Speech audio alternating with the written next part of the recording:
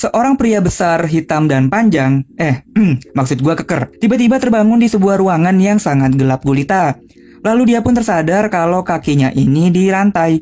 Lalu, di sudut yang lain, dia nih melihat ada seorang dokter yang juga kondisinya sama seperti dirinya. Di tengah kepanikan mereka berdua, tiba-tiba muncullah sesosok boneka yang sangat lucu, idola anak-anak, yang merupakan dalang dari kejadian ini. Si boneka lucu ini pun memberitahu kalau mereka hanya mempunyai waktu 60 detik.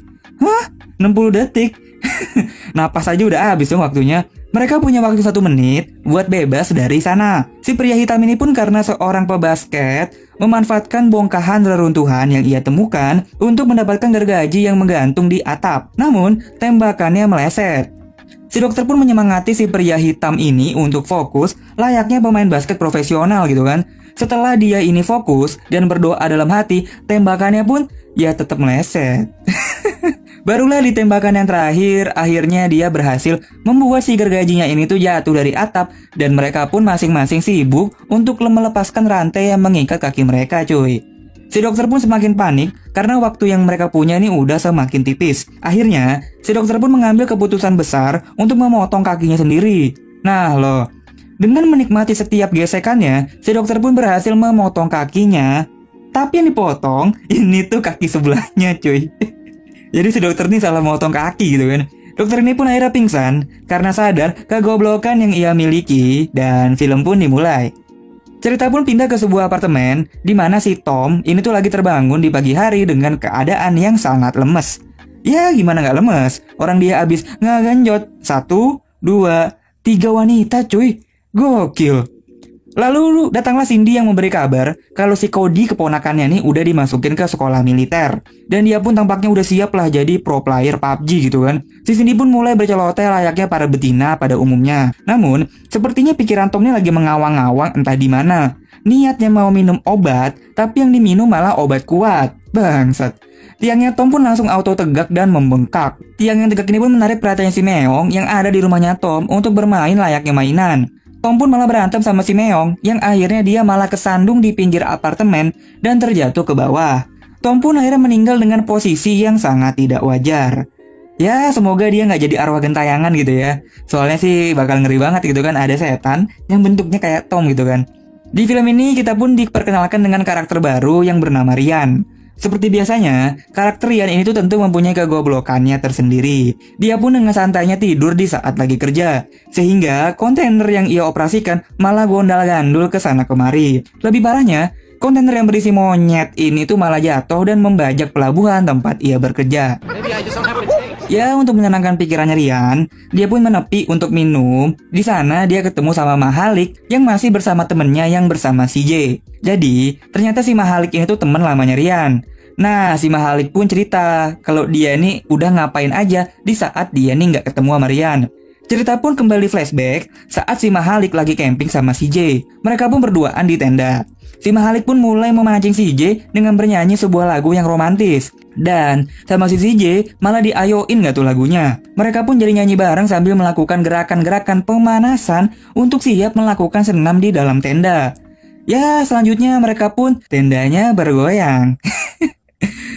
Ryan yang tahu Mahalik udah gak beres itu pun langsung pergi pulang ke rumah. Ternyata di rumahnya istrinya ini udah nunggu. Jadi si Ryan ini bercerai sama istrinya cuy. Tapi anak-anaknya Ryan itu masih tinggal bersama Ryan. Tuh kan, si Ryan ini sayang banget sama anak-anaknya gitu kan. Di film kali ini, Cindy lagi mencari pekerjaan. Dan beruntungnya dia mendapatkan sebuah pekerjaan untuk merawat sebuah rumah. Dia pun diajaklah sama bosnya untuk pergi melihat tempat kerjanya. Kalau dilihat dari luar sih rumahnya megah ya. Namun, tampaknya ada banyak keanehan di dalam rumah ini. Dia pun langsung disambut dengan seorang wanita tua yang lagi rebahan. Cindy pun berusaha membangunkan wanita tua ini, namun kok dia nggak bangun-bangun ya? Terus dia pun diajaklah berkeliling rumah sama si bosnya, melihat semua bangunan di rumah ini. Feeling gue kok udah gak enak banget ya sama rumah ini. Di kamar mandinya pun bosnya pun berusaha menutupi sesuatu di dalam bak mandi. Dia pun sampai rela membuka baju untuk membasahi badannya cuy. Cindy pun tidak pedulilah dengan keanehan yang ada di rumah ini. Karena matanya hanya tertuju pada si Ryan yang lagi memotong kayu di belakang rumah. Ya Cindy pun langsung jadi anget gitu kan. Singkat cerita Cindy pun mengiyakan untuk bekerja di rumah ini. Enggak butuh waktu lama buat Cindy bisa berkenalan sama si Ryan. Cindy pun tidak sengaja kegebok bola baseball dari lemparannya Rian. Cindy pun lalu terjatuh di tengah tumpukan sampah. Seperti di film-film romantis, Rian pun menolong Cindy dan berkata, "Nona, kamu baik-baik aja kan?" Ya, mereka pun akhirnya berkenalan. Sepertinya perasaannya Cindy ini nggak bertepuk sebelah tangan. Karena si Rian yang kesepian pun tampaknya juga ada rasa nih sama si Cindy. Dia pun terkesima dan menjadi tegang saat melihat Cindy menjelaskan apa pekerjaannya dan apa yang ia lakukan di rumah ini. Pada malam harinya, Cindy pun langsung merasakan keanehan dari rumah ini cuy. Dia pun langsung bertemu dengan seorang bocil. Ya elah Cil, ribet amat jalan doang. Bener kan? Jatuh kan lu? Lagian sih. Cindy yang lagi ketakutan akan teror si bocil ini, sampai-sampai dia ini jadi ketuker antara air bersih dan air bekas kencing si wanita tua ini cuy. Cindy pun malah mengusap badan wanita tua ini dengan air bekas kencingnya sendiri. Jorok banget lu Cindy. Akhirnya ia pun sadar dan langsung menyemprot si ibu-ibu ini guys. Setelah menyiram si ibu-ibu ini, Cindy pun lalu melanjutkan pencarian untuk menemukan petunjuk dari keberadaan si bocil yang selalu menghantuinya. Dan bener aja dong, akhirnya dia ketemu sama si bocil di atap rumah. Nah loh, keesokan harinya Cindy pun lagi-lagi digebok make bola sama si Rian. Cindy pun mulai nyaman sama si Rian dan menceritakan apa yang terjadi pada malam hari kemarin. Bahkan lebih jauh lagi, Cindy pun bercerita tentang masa lalunya bersama pacarnya yaitu si George. Jadi si Cindy ini dulunya adalah seorang petinju dan George menjadi pelatihnya. Dia pun sukses menjadi petinju dan sampailah pertandingan final melawan seorang petinju wanita yang sangat-sangat besar dan sangat hitam. Cindy pun dengan mudah ditonjok dan dihabisi sama wanita jadi-jadian ini cuy. Si George itu tuh berniat membantu Cindy, namun yang terjadi malah dia makin digebukin sama si wanita jadi-jadian ini. Selanjutnya pertumpahan darah pun terjadi di ring tinju itu. Si George terkena batang kursi, wasitnya terkena ring tinju, dan beberapa orang di sekitar ring tinju juga merasakan apa yang dirasakan George. Dan ya begitulah akhir hidup dari si George yang sangat malang ini cuy. Sedih banget ya. Nah si Rian ini berhasil lah membuat Cindy sedikit demi sedikit move on dari George gitu kan. Mereka pun lalu mengadu mulut di halaman belakang. Namun tampaknya alam tidak setuju dengan mereka. Langit pun mengeluarkan petir yang berbentuk sangat familiar. Rian dan Cindy pun lalu berlari mengamankan diri. Sedangkan anaknya Rian sudahlah. Ternyata seluruh kota itu menjadi porak-poranda cuy. Terjadi kekacauan di kota dan orang-orang pun menjadi gila dan sangat kacau. Ditambah lagi, di pusat kota ini tiba-tiba muncul sebuah monster raksasa yang berbentuk iPod. Lalu si iPod ini tuh berubah menjadi robot alien yang menghancurkan para manusia dengan membabi buta. Di sisi lain, Cindy pun lagi-lagi ketemu dengan si bocil di rumah itu. Mereka pun berbicara dalam bahasa Jepang. Cindy pun berbicara, Ike, kimochi. Ya si bocil ngasih tahu lah kalau bapaknya dialah yang menjadi dalang penyerangan alien di kota itu. Bocil pun memberikan sebuah petunjuk di mana letak dari bapaknya.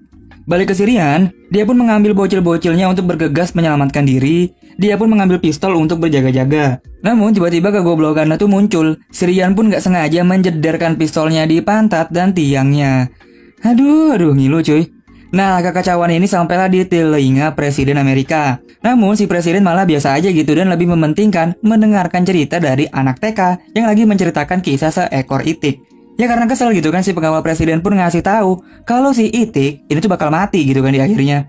Selanjutnya malah seisi kelas pun menjadi kacau. Anak-anak pun malah jadi nyembur-nyemburin susu yang ia lagi minum di depan si presiden. Aduh, itu kenapa ada yang bawa monitor ya?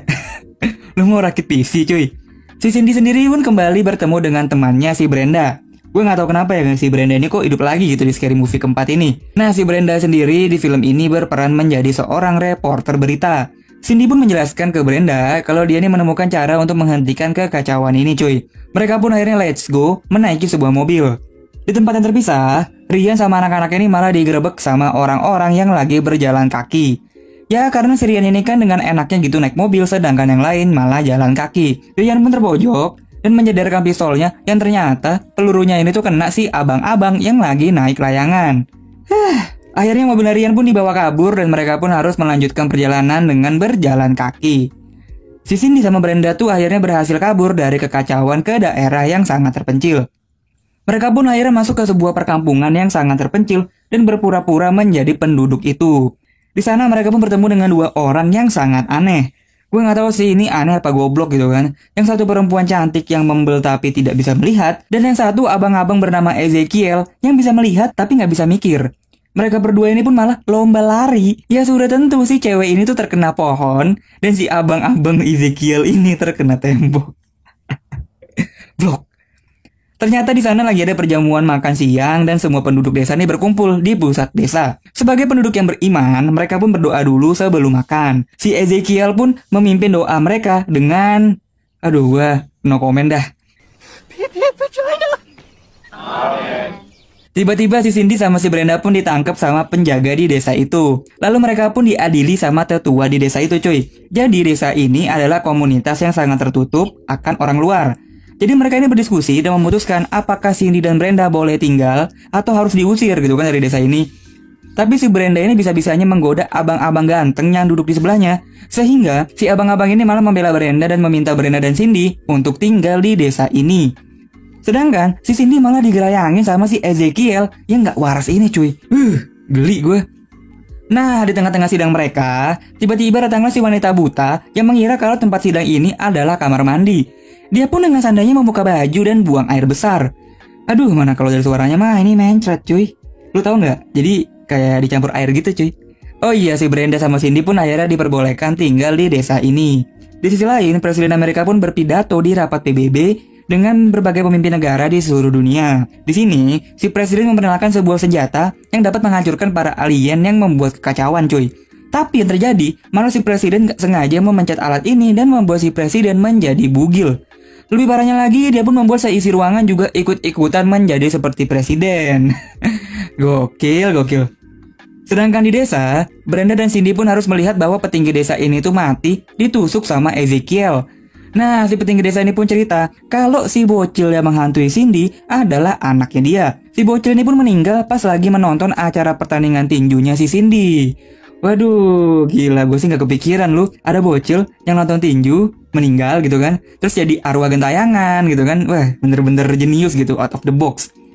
Setelah memberitahu hal ini, si petinggi desa ini pun ditusuk lagi sama si Ezekiel yang udah bener-bener gak waras sih menurut gue. Alien pun semakin liar dan mencari manusia sampai ke dalam rumah. Alien ini pun malah menemukan sebuah majalah dewasa yang ada versi perempuan dan ada versi... Aduh, skip aja dah. Ya, si alien ini pun karena melihat majalah itu tuh jadi tegang nih dan menggenjot vacuum cleaner yang ia temukan. Aduh. Ya, selanjutnya setelah puas, alien ini pun mengambil Ryan dan anaknya, di mana Cindy di sana juga dan ada juga Brenda yang juga diangkut ke dalam tampungan alien itu.